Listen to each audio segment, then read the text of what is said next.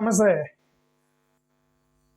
రాయలసీమ ప్రాజెక్టుకి సంబంధించి secret agreements between Chandrababu Naidu and Revanth Reddy, ఈ రెండు విషయాలు 2-3 రోజుల నుంచి జరుగుతుంది. నేను కూడా 2 వీడియోలు మాట్లాడాను, ఇంకోసారి మాట్లాడుతున్నాను.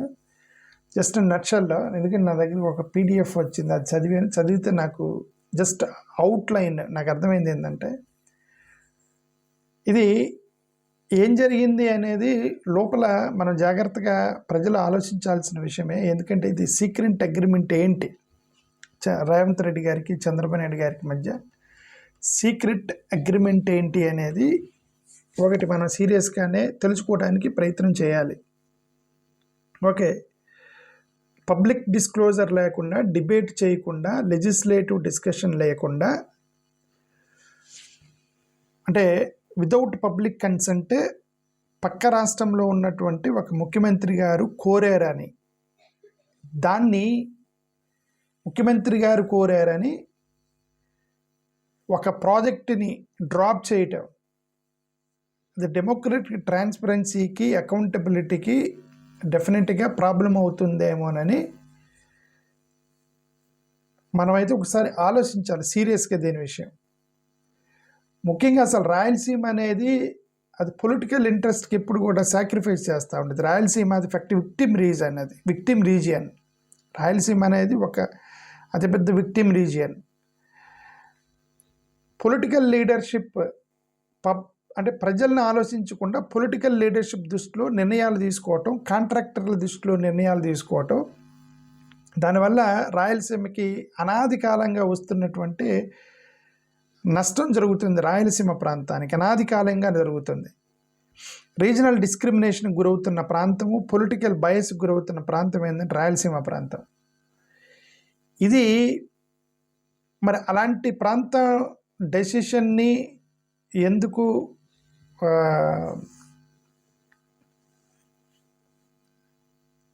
అంటే నేను ఇది కెమెరా ఇట్లా పెట్టి ఎందుకు మాట్లాడుతున్నానంటే, అది యాక్చువల్గా అది స్టాండ్ ఇరిగిపోయింది. జస్ట్ ఈ ఒక్కసారికి I'm talking like that. Violation of water tribunal and legal norms కూడా జరిగినట్టుగా మనమైతే అనుకోవాలి. ప్రాపర్ ట్రిబ్యునల్ అప్రూవల్స్ జరగకుండా, ఫైనల్ వాటర్ షేరింగ్ అనేది క్లారిటీ రాకుండా, ఇంకా దానికి సంబంధించినటువంటి కేంద్ర ప్రభుత్వం యొక్క ఇన్వాల్వ్మెంటు, లేదంటే కృష్ణా వాటర్ డిస్ట్రిబ్యూషన్ మేనేజ్మెంట్ వాళ్ళతో ఆ యొక్క చర్చ అనేది ఫైనల్కి రాకుండా రేవంత్ రెడ్డి గారు ఒక మాట చెప్పారని ఈ యొక్క ప్రాజెక్టుని డ్రాప్ చేశారేమో, illegal diversion of river water అనేవి, రిస్క్ ఆఫ్ ఇంట్రెస్టెడ్ డిస్ప్యూట్స్ అనేవి క్లెయిమ్ అవ్వకుండానే చేశారేమోనని వస్తున్నటువంటి అనుమానాలు. అఫ్కోర్స్ వాళ్ళు అదేం లేదు, రేవంత్ రెడ్డి గారు ఏదో ఒక మాట అన్నారు కానీ బట్ జరుగుతుంది.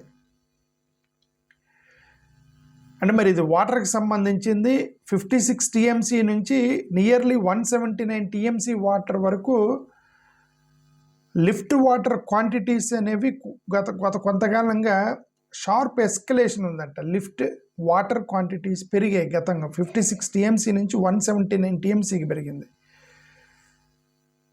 గత ప్రీవియస్ ఇయర్స్లో. క్లియర్ జస్టిఫికేషన్ లేదు ఎందుకు పెరిగింది అనేది. కాస్ట్ ఎస్కలేషన్ ఏంటి, దాంట్లో ప్రాజెక్ట్ రీడిజైన్స్ ఏంటి, ఇంక్రీజింగ్ పంప్డ్ కెపాసిటీ ఏంటి, ఇవన్నీ కూడా అంటే అంత క్లారిటీ లేకుండా టీఎంసీ 56 టీఎంసీ నుంచి 179 టీఎంసీకి పెరిగింది ఆ యొక్క కెపాసిటీ. అంటే దీంట్లో ఏమైనా పబ్లిక్ మనీ ఇన్వాల్వ్ అయిందా, లేదా ఫైనాన్షియల్ ఇండిసిప్లిన్ ఏమైనా ఉందా అనేది యాంగిల్లో కూడా ఆలోచించదగ్గవలసిన విషయం ఇది. ఎన్విరాన్మెంటల్ అండ్ టెక్నికల్ ఫీజిబిలిటీస్, అది కూడా చాలా జాగ్రత్తగా ఆలోచించాలి. ఎందుకంటే any project will have the credible environmental impact that has to be assessed, that has to be highlighted before the public. అప్పుడే కదా మన కెపాసిటీలు ఇవన్నీ పెంచాలి. అసలు పంపింగ్ వాటర్ అనేవి లో లెవెల్స్ నుంచి మనం తీసుకున్నప్పుడు శ్రీశైలం ప్రాజెక్ట్ లాంటివి రిపీటెడ్గా పవర్ కన్జంప్షన్ పెంచడము, డ్యామ్ సేఫ్టీని రిస్క్లో పెట్టడము, లిఫ్ట్ ఇరిగేషన్కి సంబంధించిన టెక్నికల్గా అన్సస్టైనబుల్ చేయటం, ఇవన్నీ కూడా long term environmental issues and physical disasters lean అవుతాయి. ఇవన్నీ కూడా జాగ్రత్తగా చేయకపోతాయి. ఎందుకు రేవంత్ రెడ్డి గారు ఇచ్చినటువంటి ఒక సలహానా, ఒత్తిడా, రిక్వెస్టా, దాని మీద చంద్రబాబు నాయుడు గారు సైలెంట్గా ఉన్నారు అనే దాని మీద అనుమానాలు. ఇప్పుడు ఇలాంటి ప్రాజెక్ట్స్లో కరెంట్ డిపెండ్ అయి ఉంటుంది. ఇప్పుడు hundreds of megawatts project run చేయాలంటే హండ్రెడ్స్ ఆఫ్ మెగావాట్స్ కరెంట్ అవసరం ఉంటుంది. ఎలక్ట్రిసిటీ కాస్ట్ పెరుగుతూ ఉంటుంది. దానికి ఎవరు పే చేయాలి? డెఫినెట్గా అది స్టేట్ బడ్జెట్లో నుంచే కదా పోతూ ఉంటుంది. కరెంటుకి సంబంధించి ఒక ప్రాజెక్ట్ని మనం కంప్లీట్ చేయకపోతే దానికి కరెంట్ బిల్ వస్తూ ఉండేది. అది ఒక పెండింగ్ ప్రాజెక్ట్ కూడా దానికి ఒక సెక్యూరిటీ ఉండాలి, వీళ్ళందరూ కరెంటు బిల్లు కడతా ఉండాలి, అవన్నీ జరుగుతూ ఉంటాయి. సో పెండింగ్ పెట్టాల్సిన అవసరం లేదు. మోరోవర్ ఎగ్జిస్టింగ్ రాయలసీమ ప్రాజెక్ట్స్ అన్నీ కూడా చాలా ఉన్నాయి. పెండింగ్ క్యానల్స్ ఉన్నాయి, స్టోరేజ్ ప్రాజెక్టులు ఉన్నాయి, డిస్ట్రిబ్యూషన్ నెట్వర్క్లు ఉన్నాయి. ఇవన్నీ కూడా ఆగిపోతాయి. ఇప్పుడు ఆ ప్రాజెక్ట్ ఆగిపోతే ఇవన్నీ ఆగిపోతాయి కదా. గ్రాస్ రూట్ ఇరిగేషను అదంతా కూడా దెబ్బతినేస్తుంది. సో దేనికోసమని మనం ఇదంతా ఆపుతున్నారు ప్రాజెక్టుని అనేది ఒకసారి గవర్నమెంట్ కూడా ఆలోచించాలి. Small percentage of Rayalaseema lands యాక్చువల్గా బెనిఫిట్ అవుతాయి, కానీ drinking water is huge. The huge beneficiary is the drinking water. So ఇవన్నీ we have to think, government has to think about it. Political opportunism, regional welfare, దానికి సంబంధించి changing shifting stands before and after elections. Political opportunism, election ముందు ఒక రకంగా మాట్లాడి election తర్వాత ఒక రకంగా మాట్లాడి, ఎలక్షన్ ముందు రాయలసీమ ప్రాజెక్టులు, వాటర్ ప్రాజెక్టులు మేము దగ్గరుండి మేము ప్రాణాలు అర్పించి బిల్డింగ్లు కడతాము, వాటర్లు కడతాము, బ్రిడ్జిలు కడతామని చెప్పడం ఎలక్షన్ ముందు. ఆఫ్టర్ ఎన్నికలు అయిపోగానే గెలవగానే టక్కన వీళ్ళు ఏం చేస్తారంటే ఇది పబ్లిక్ ట్రస్ట్ బిట్రేయల్ అయిపోతుంది. Betrayal of the public trust.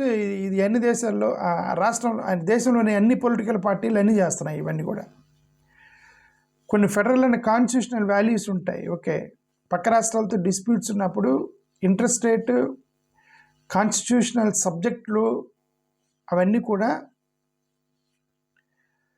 అవి వచ్చినప్పుడు own state priority is most important than comparatively with neighbouring state. అంతే కదా ఎవరు ఆలోచిస్తారు? యూనిలేటరల్గా డెసిషన్ తీసుకోలేదు.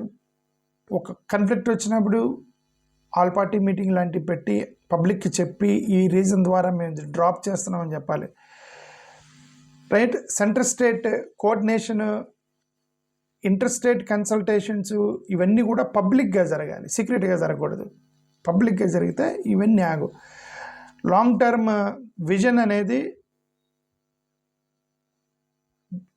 చెప్తున్నారు, బయటకు చెప్తారు. లాంగ్ టర్మ్ విజన్ చెప్తున్నారు. ఆ లాంగ్ టర్మ్ అంటే హౌ లాంగ్ అనేది చెప్పట్లేదు. వాటర్ రోడ్ మ్యాప్ ఇవ్వాలి, డ్రాట్ ప్రూఫింగ్ స్ట్రాటజీ ఇవ్వాలి, దాని క్లైమేట్కి సంబంధించినటువంటి రెసిలెంట్ ప్లానింగ్ రాయలసీమకి ఇచ్చి పబ్లిక్కి చెప్పి ఇదిగో మేము చేయబోతున్నామని చెప్పాలి. ఓకే, వాళ్ళు చెప్పే కూడా కొన్ని లెక్కలు చెప్తారు. ఆ లెక్కలు కూడా ఏంటంటే ఎగ్జాజరేషన్ చేసిన లెక్కలు ఉంటాయి. యాక్చువల్గా వాళ్ళు చెప్పేదానికి డెలివరీకి చాలా తేడాలు ఉంటాయి. అడ్మినిస్ట్రేటివ్ కెపాసిటీ, ఫైనాన్షియల్ రెస్పాన్సిబిలిటీకి, లీగల్ వైలేషన్లు, రీజనల్ ఇంజస్టిస్ ఇవన్నీ కూడా జరుగుతూ ఉంటాయి. మనం తీసుకున్న కొన్ని పొలిటికల్ నిర్ణయాలు, వాళ్ళ పొలిటికల్ నిర్ణయాలని అడ్మినిస్ట్రేటివ్ నిర్ణయాలు పొలిటికల్గా మార్చినప్పుడు ఇవన్నీ ప్రాబ్లమ్స్ వస్తాయి. ఓకే, థ్యాంక్ యూ, నమస్కారం.